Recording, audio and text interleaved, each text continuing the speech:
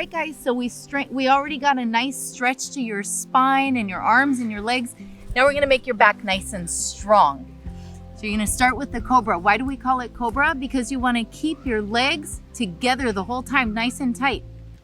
How many legs does a cobra have? No legs. Cobra has a tail. So you gotta make your legs like one tail and bring your hands underneath your shoulders. The whole time you wanna keep your elbows bent. See how my elbows are bent? But they stay in. Look up to the sky and now come up. Keep your elbows bent, come up.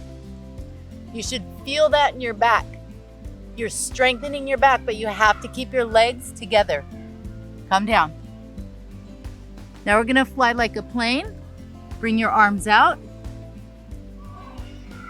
Again, look up to the sky and lift your arms up as high as you can.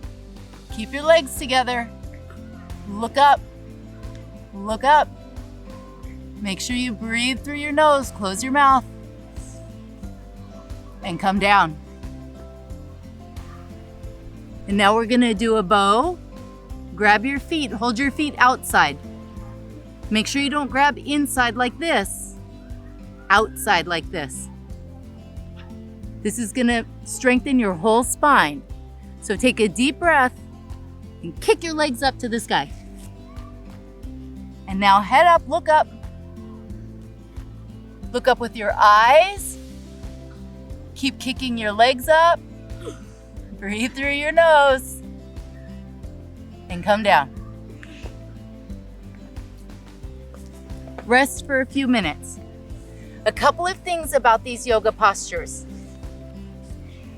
If you're grunting or groaning, you're working too hard. You should be able to breathe easily through your nose. So if you find yourself holding your breath, or your face is turning bright red, or you're grunting or you're groaning, do a little bit less, but stay in the posture. As long as you can breathe normal, you're good. Okay, moving on. Go ahead and come up to your knees. And you're gonna sit on your heels with your knees together. And now we're gonna work on the knees and the ankles. So open your feet and sit between your heels. Do you still watch cartoons? Do kids still watch cartoons like this? Okay, yeah. This is like how you sit when you watch cartoons, right? Your bottom's on the floor. You can see your heels right here. Excellent. If that feels good, stay there.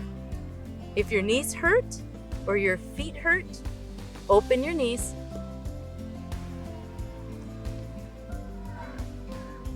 And if you can go back, you go back. And I'll turn sideways.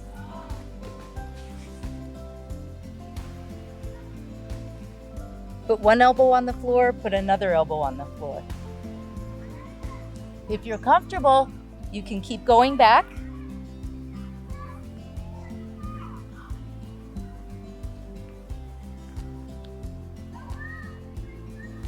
If it's too much to go all the way back, you can stay here. You can stay here. And if this is okay, you go here. You go only as far as you can with no pain. And so you're still breathing, not holding your breath. And come up. Put your hands on your feet and use your elbows. Push up. And stay there. Good. Next, we're going to stretch your spine and massage all your internal organs, your belly, your digestive system, nice and healthy for your lower back as well. Stay sitting on your heels. Bring your arms over your head. Again, stretch up. Every time we bring the arms over the head, we stretch the arms up, always stretching up. And now go down and put your head on the floor.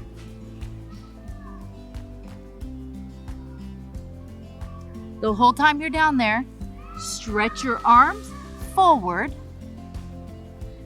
and touch your head to the floor. Try to get your bottom on your heels.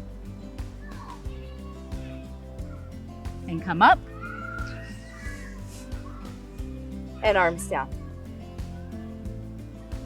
Next, we're gonna do camel. It's one of my favorite poses, and it's very good for your back, and it's good for stretching the entire front side of your body and your shoulders. So especially if you do sports where you're using your arm to throw a lot, this is a really good posture for keeping your shoulders nice and healthy so that you can stay and do your sport for as long as you choose to do your sport with no injuries.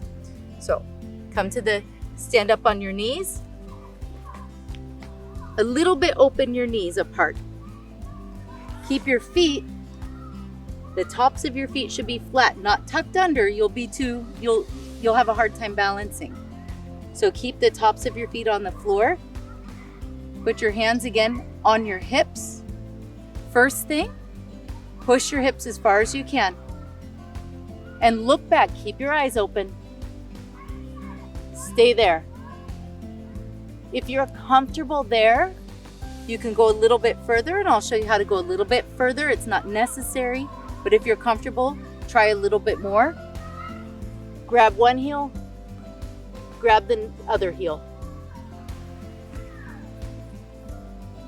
If you find that you can't grab your heels yet, that's okay. Keep trying. Keep your hands on your hips and drop your head back. And come up. And kneel down. Final posture is I make sure all the kids do this that are still within, when you're still growing, because this posture makes sure you reach your full height that your body is designed to reach. It keeps your spine very, very healthy, and all the spaces in between. If you feel on your back, you'll feel these little bony parts on your back. Well, there's spaces in between there, and it keeps those spaces nice and healthy. The discs in between those bones healthy so that you get as tall as you're supposed to get. This is the rabbit pose. Grab your heels. See how my thumbs are out and my fingers are in. You want to make sure you're holding nice and tight to your heels. The chin tucks in. And now you're going to go down like a roly-poly. It's like you're going to do a somersault, but you're not going to roll forward. Watch, it's actually pretty fun.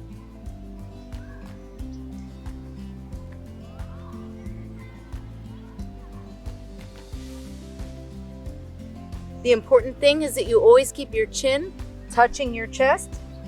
This top part of your head goes on the floor. I'll show you one more time. It's a little bit tricky at first, but it feels really good and it's very fun once you learn to do it. Tuck your chin and touch your forehead to your knees and touch this part of your head on the floor. And now do a somersault, but don't roll forward. Pull on your heels.